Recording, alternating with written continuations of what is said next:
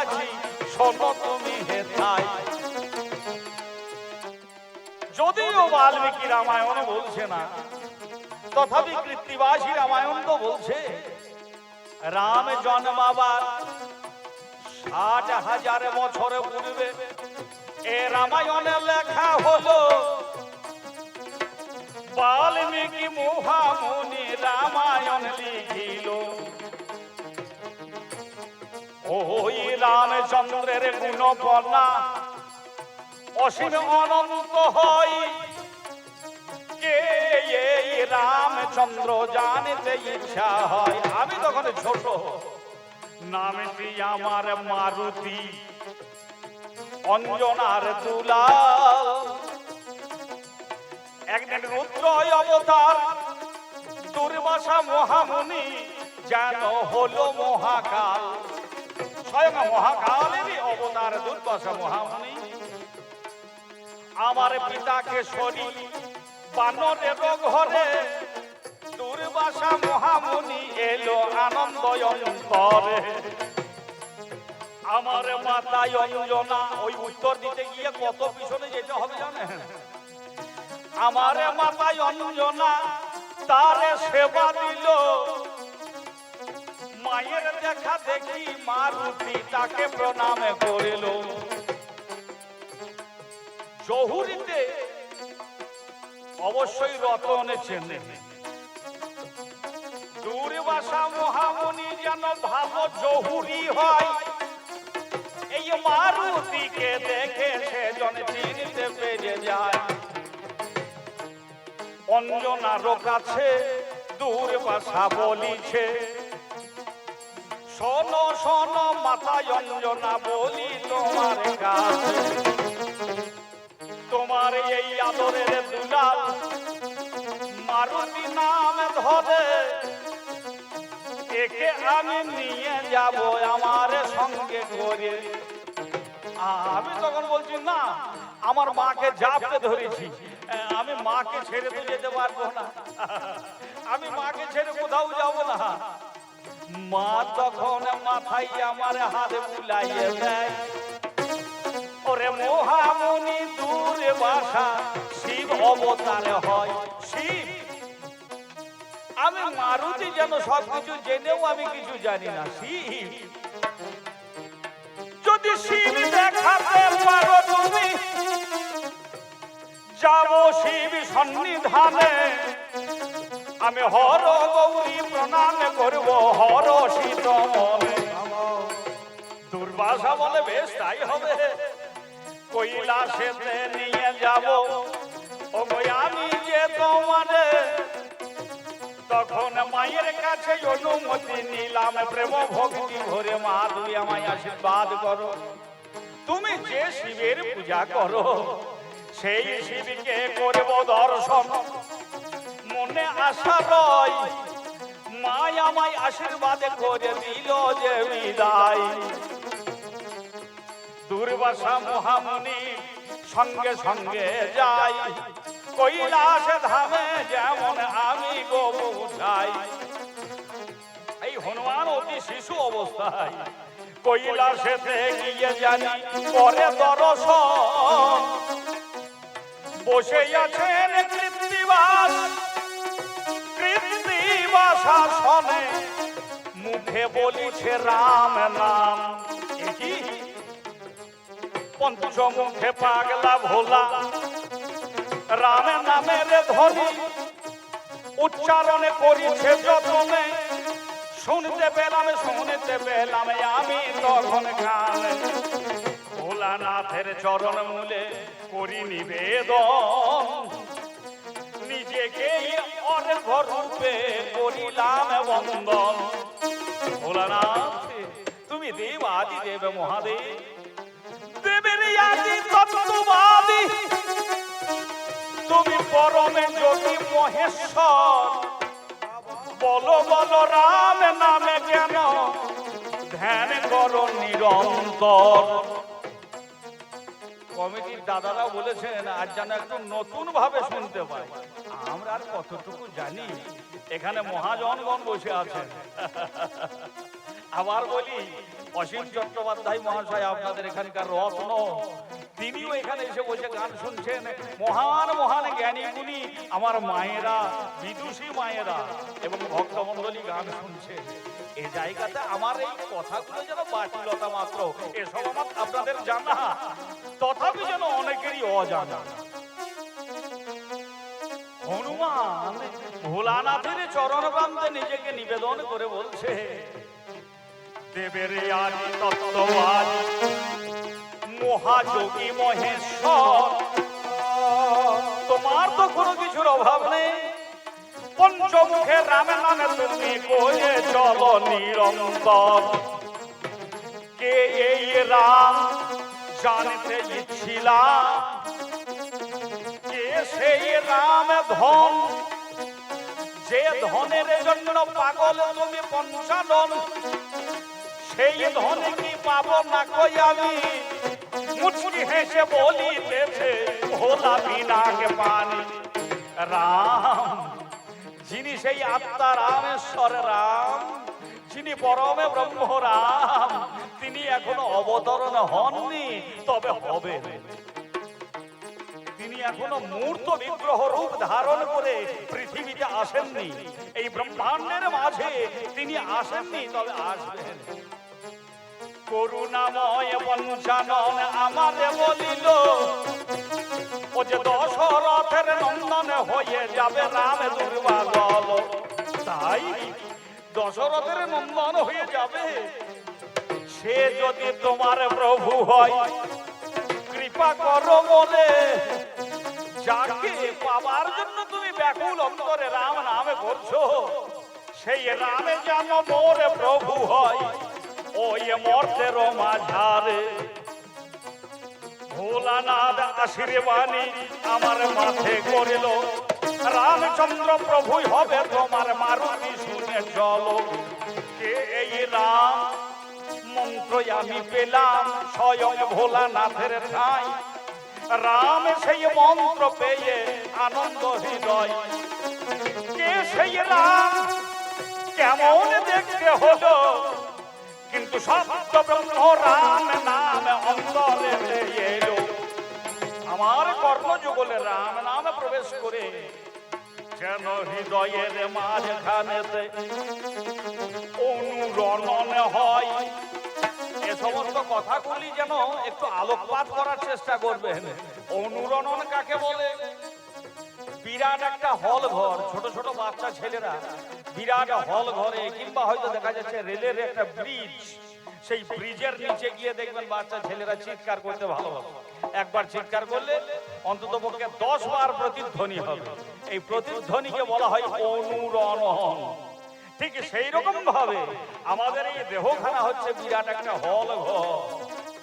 গুরুদেবই কৃপা করে মন্ত্র দান করেন, কিন্তু সেই মন্ত্র হল ঘরে গিয়ে যদি কেউ ভক্তি ভরে যজন যাজন করতে পারে, তখনই হবে অনুরণন, যাকে মাইকম্যানরা বলে প্রতিধ্বনি বা ইকোসিস্টেম। আর এই অনুরণন হলে তখন রামানন্দে হরি হরি,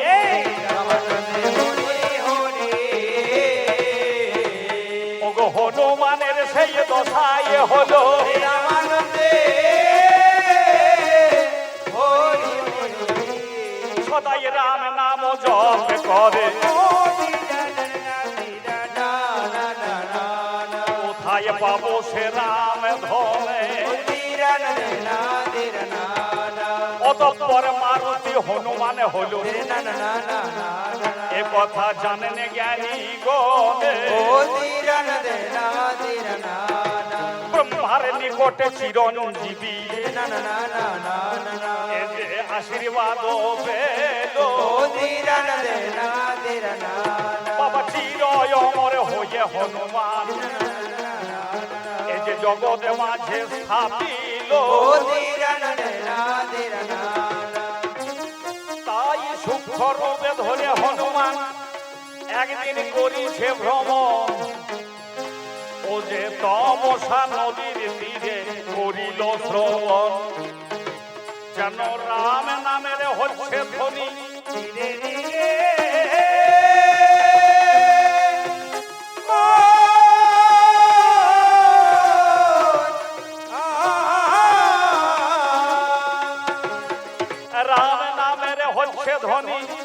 হনুমান কানে শুনিতে পেল বাবা সূক্ষ্ম রূপে সে জায়গাতে প্রবেশ করিল।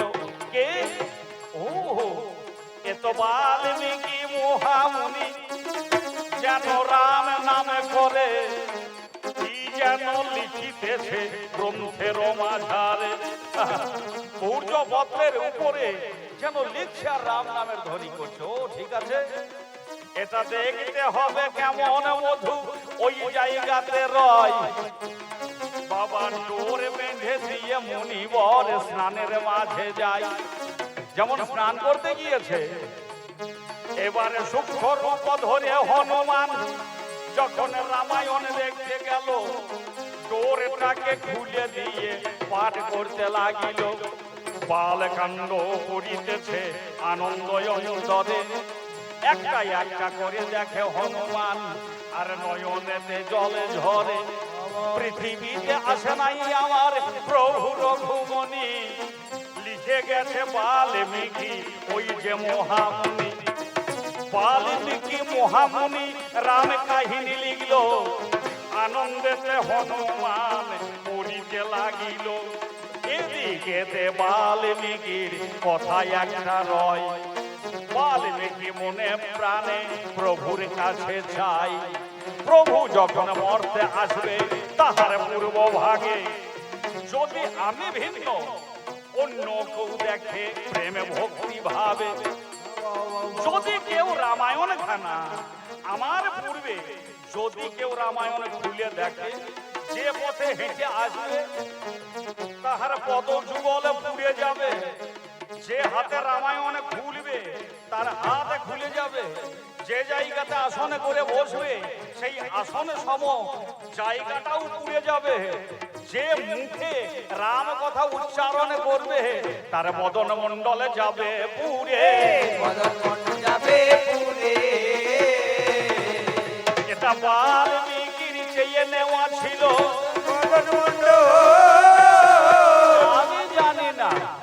আমি জানি না, আমি দেখছি বাল্মীকি মহামুনি পৌঁছে গেছেন। আমি আবার সূক্ষ্ম রূপ ধারণ করে গিয়ে পাশে বসেছি, আর বাল্মীকি মহামুনি বলছেন, কার এত ধৃষ্টতা, কার এত আস্পর্ধা আমার এই অবর্তমানে, আমার সেই আরাধনার বস্তু রামচন্দ্রের সেই অপূর্ব কাহিনী, রাম রসায়নে খানি কে এই ডোর উন্মুক্ত করেছে। যেমনই বাল্মীকি মহামুনি বলছেন, সঙ্গে সঙ্গে হনুমান তখন জয় শ্রীরাম বলে যেমন এসেছেন, বাল্মীকি বলছে আমি অভিশাপ দিলাম। আর এই অভিশাপটা আগে থেকেই ছিল। একটা মত, হনুমানের যে বদন মণ্ডল নয়নের দ্বারা দর্শন করেছে, রাম উচ্চারণ করেছে, যেন বদন মণ্ডল হলো কালী মালিত।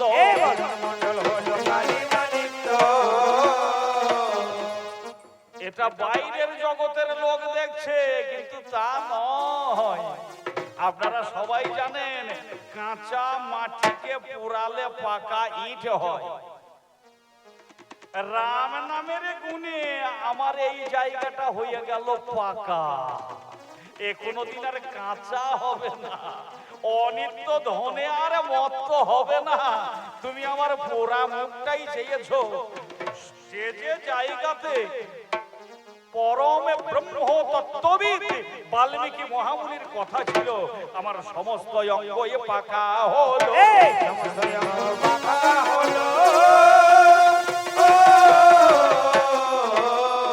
একবারে রামানন্দে হরি হরি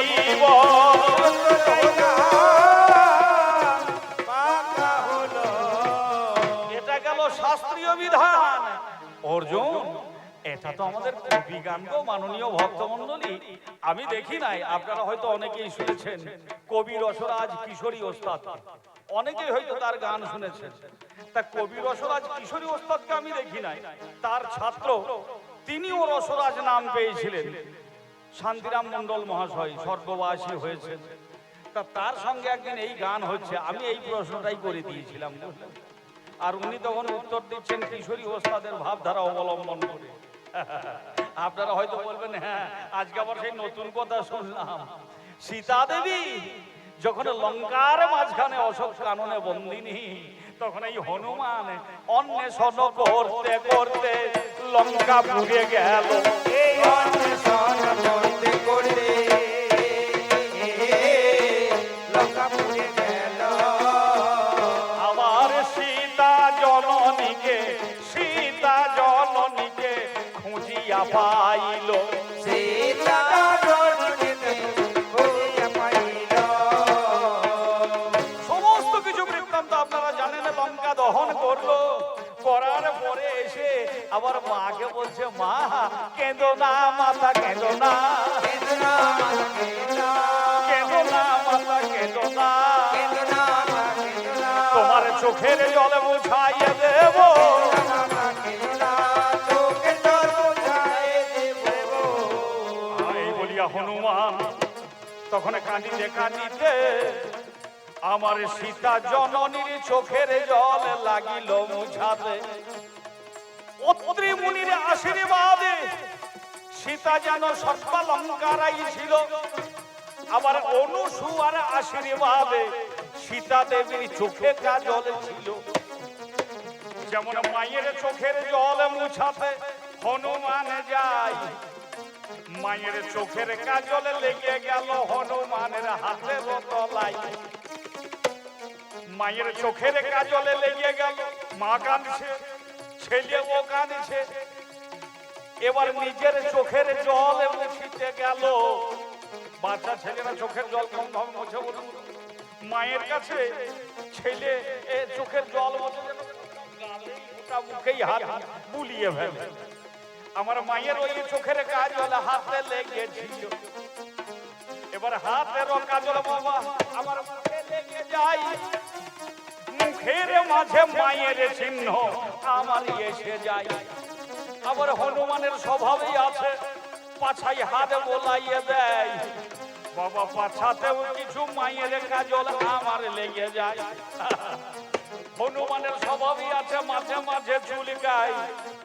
মায়ের চোখের কাজল বলে কথা বাবা, সে জায়গাতে অলঙ্কার হলো, মিথ্যা বলবো না। যে যে জায়গায় মায়ের ওই কাজল লেগে গেল, এ যেন আমার কাছে অলঙ্কার হলো। মা বলছে, বাবা তোমার এই কালিমা গুলো একটু মুছে ফেলো। আমি তখন বলছি, না মা না, এ যে আমার মায়ের চোখের কাজল, এই আমার এই অলঙ্কার রূপে এলো।